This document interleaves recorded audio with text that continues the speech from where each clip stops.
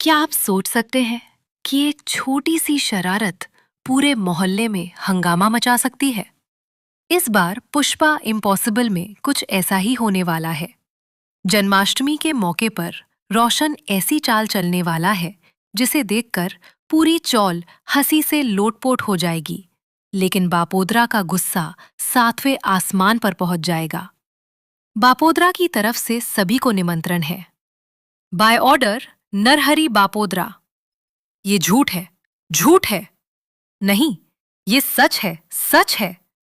क्योंकि ये नोटिस खुद रोशन ने अपने हाथों से लिखा है। जन्माष्टमी का त्योहार पूरे उत्साह के साथ आने वाला है। चौल के सभी लोग तैयारियों में जुटे हुए हैं। कहीं सजावट हो रही है, कहीं दही हांडी की तैयारी चल रही है, तो कहीं बच्चे और बड़े मिलकर त्योहार को यादगार बनाने की योजनाएं बना रहे हैं। लेकिन इन सब के बीच रोशन के दिमाग में एक ऐसी शरारत आती है जो पूरे माहौल को और भी मजेदार बना देती है।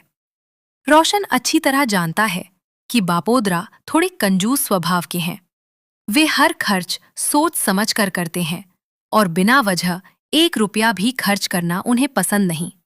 यही बात रोशन को शरारत करने का आइडिया दे देती है। वह चुपके से नोटिस बोर्ड के पास जाता है और उसी अंदाज में एक नोटिस लिख देता है जैसा हर बार बापोद्रा लिखते हैं। ऊपर बड़े बड़े अक्षरों में लिखा होता है, बाय ऑर्डर नरहरि बापोद्रा। इसके नीचे लिखा होता है कि इस बार जन्माष्टमी के अवसर पर बापोद्रा की तरफ से पूरी चौल के लिए शानदार भंडारे का आयोजन किया जाएगा। सभी लोगों के लिए स्वादिष्ट खाने पीने की व्यवस्था होगी। दही हांडी का कार्यक्रम भी धूमधाम से मनाया जाएगा और हर किसी का स्वागत है। जैसे ही यह नोटिस बोर्ड पर लगता है, पूरी चौल में खुशी की लहर दौड़ जाती है। लोग एक दूसरे को बधाइयां देने लगते हैं। कोई कहता है, इस बार तो बापोद्रा का दिल सच में बड़ा हो गया। तो कोई कहता है, लगता है जन्माष्टमी इस बार यादगार बनने वाली है। लेकिन इन सबसे अनजान बापोद्रा अपनी रोजमर्रा की जिंदगी में व्यस्त रहते हैं। उन्हें जरा भी अंदाजा नहीं होता कि उनके नाम से इतना बड़ा ऐलान किया जा चुका है। इसी दौरान रोशन की यह शरारत हमारी नजर में आ जाती है। हमें समझते देर नहीं लगती कि आगे क्या होने वाला है। हम तुरंत बापोद्रा के पास पहुंचते हैं और उन्हें बताते हैं कि उनके नाम से नोटिस बोर्ड पर एक बड़ी घोषणा कर दी गई है। बापोद्रा पहले तो हमारी बात सुनकर हंस देते हैं और कहते हैं, ये सब झूठ है, मैंने ऐसा कोई नोटिस नहीं लगाया। तब हम उनसे कहते हैं, अगर भरोसा नहीं है तो खुद जाकर नोटिस बोर्ड पढ़ लीजिए।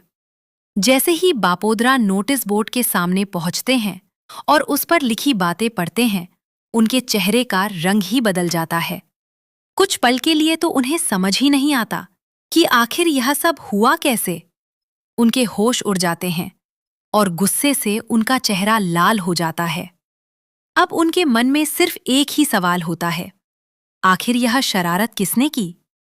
दूसरी तरफ रोशन दूर खड़ा यह पूरा नजारा देखकर अपनी हंसी नहीं रोक पाता। उसे पहले से ही पता था कि बापोद्रा का यही रिएक्शन होगा।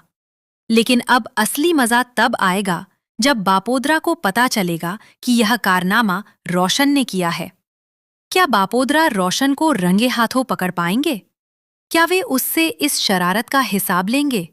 या फिर जन्माष्टमी की खुशियों के बीच यह मजाक हंसी में टल जाएगा? वैसे रोशन ऐसा पहली बार नहीं कर रहा है। वह अक्सर अपनी मजेदार शरारतों से पूरी चौल का मनोरंजन करता रहता है। उसकी हरकतों से बापोद्रा भले ही परेशान हो जाते हों, लेकिन सच तो यह है कि रोशन दिल का बहुत साफ और नेक लड़का है। जब भी किसी को उसकी जरूरत पड़ती है, वह सबसे पहले मदद के लिए आगे आता है। यही वजह है कि उसकी शरारतों पर लोग नाराज कम और मुस्कुराते ज्यादा हैं। अब देखना बेहद दिलचस्प होगा कि जन्माष्टमी के इस खास मौके पर रोशन की यह शरारत क्या नया मोड़ लाती है। क्या बापोद्रा सच में पूरे मोहल्ले को भंडारा खिलाएंगे, या फिर इस नोटिस की सच्चाई सामने आते ही चौल में एक नया हंगामा देखने को मिलेगा? आने वाले एपिसोड में हंसी, मस्ती और भरपूर मनोरंजन का तड़का लगने वाला है। इसलिए इस मजेदार ट्रैक को बिल्कुल भी मिस मत कीजिए।